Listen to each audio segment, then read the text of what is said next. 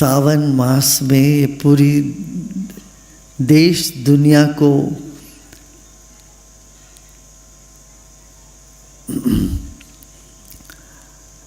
ये श्रावण का ही पहले सुनो, श्रावण सुनना, श्रवण बोलते हैं ना, जो सुना हुआ है, सुनना है, इससे संबंध है श्रावण। और श्रावण मास में दुनिया भीग रही है, वर्षा हो रही है और सिंचन हो रहा है, पानी बरस रही है, धरती पुष्ट होती जा रही है, पेड़ पौधे फलेंगे फूलेंगे, उन सब के लिए सावन बहुत आवश्यक है। ऐसे ही जीवन में चैतन्य, आनंद, ज्ञान, अध्यात्म फले फूले, बड़े हो, जीवन सार्थक हो, फलवत हो, इसी कांक्षा से अपना शिव जी को जल चढ़ाते हैं। शिव तुम पर चढ़ा रहे हैं, तुम शिव जी को चढ़ा रहे हो। शिव तो तुम्हारा अभिषेक कर रहे हैं, तो तुम कहते भगवान तुम मेरा अभिषेक कर, मैं भी तुम्हारा अभिषेक करता हूं, है ना। तो जिस सावन में बादल न गरजे वो सावन ही नहीं है। बादल गरजती है, वो घंटी बजती है, बिजली कौनती है, भड़का बरसती है, तो प्रकृति प्रफुल्लित हो उठती है, उत्सव मनाती है प्रकृति। पेड़ पौधे देखो खिलते हैं, नदियाँ भरपूर बहती है, तो सब कुछ पूर्ण होता है, तो कहीं सूखापन नहीं है। ऐसे जीवन में कोई सूखापन ना हो, इसलिए प्रेम का जल चढ़ाते हैं शिव पर। शिव शांत चेतना है, जल जो है प्रेम का प्रतीक है। भगवान का जल भगवान के ऊपर चढ़ाने में क्या बड़ी बात है, नहीं, तुम्हारे हृदय का जो जल है।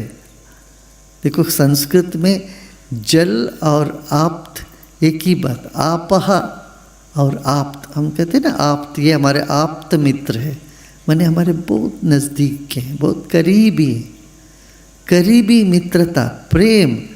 प्रेम और जल एक ही संज्ञा है दोनों का। आपह माने प्रेम भी, आपह माने जल भी। और भगवान तुम्हारे प्रेम के भूखे हैं, जल के नहीं, जल तो उन्हीं का है। मानव क्या दे सकता है ईश्वर को, अपना दिल का प्रेम। आगे एक कदम आगे बढ़ के देखे तो वो भी तुम कहाँ दो पाओगे, वो भी उनकी कृपा से ही होता है। ऐसे मान, प्रेम भी जीवन में झलक ना हो, उदय होना हो तो ईश्वर के कृपा के बिना, या सत्संग में भी आना हो तो मेहर के बिना नहीं, ईश्वर की कृपा के बिना नहीं आ सकते। करोड़ों लोग होते हैं, आके वैसे सड़क से निकल जाते हैं, करोड़ों लोग गंगा के किनारे निकल जाते हैं, गंगा में कहाँ डुबकी लगाते हैं, ये घुट पानी कहाँ पीते हैं। ऐसे ही प्यासे रह जाते हैं लोग। जो सत्संग में आते हैं उसका आनंद लेते हैं, वो विरले ही होते हैं।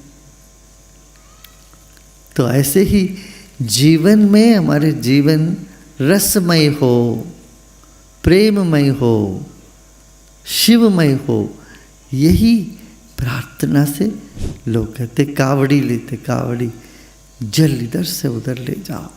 माने प्रेम है और प्रेम को तुम ढोते हुए हो, ढो रहे हो। जीवन में प्रेम के बिना कोई है नहीं, सबके भीतर प्रेम है। उस प्रेम को शिव में समर्पण करो,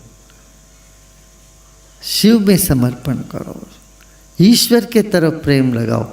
नहीं तो लोग सब में प्रेम, पैसे में प्रेम लगाते हैं, पद में प्रेम लगाते हैं, नाते रिश्ते में प्रेम लगा देते हो, वो सब प्रेम, तुम तो प्रेम के घट हो। यही तो कावड़ी, हम प्रेम का घट ढो रहे हैं और उसको देकर शिव जी की ओर समर्पण करो। ऐसे इधर उधर की जो हमारी जो ध्यान है वो इधर उधर ना भटके, वो सब शिव की तरफ जाए, ईश्वर की तरफ जाए। इसी का रहस्य है। श्रावण में सब शंकर जी पर जल चढ़ाते हैं। जल एक प्रतीक है, स्मरण। जहाँ चलते हैं वही प्रदक्षिणा, जहाँ बैठते हैं वही, सांस सांस में शिव का स्मरण करें। यही है, वो स्मरण करते हुए, मंत्र का उच्चारण करते हुए जल चढ़ाओ। जीवन में समृद्धि, कोई कमी ना रहे। देखो, जो व्यक्ति कृतज्ञ होता है वो हमेशा सबके प्यारे होते हैं। मान लो आप किसी को कुछ करते हो, वो बिल्कुल कृतज्ञता नहीं है, तो आपको अच्छा लगेगा क्या? क्या कोई एक धन्यवाद भी नहीं देता, मान लो, वो आपको पसंद है क्या? धन्यवाद लेके अब क्या, कोई धन्यवाद बोल देगा तो लेके तुमको क्या मिलता है? कुछ नहीं। मगर उनमें जो धन्यवाद का जो भाव, धन्यभागी का भाव जो है, उनको सुंदरता लाते उनमें। तुम किसी को थैंक्स बोलने से बोलने वालों को कुछ मिलता नहीं है, मगर तुम्हारा जो भीतर की खूबी है, सुंदरता है, वो प्रकट होता है। ऐसे हम धन्यवाद देते ईश्वर को, तो हमारे भीतर की जो मधुरता है, सुंदरता है, प्रेम है, ये प्रकट होता है।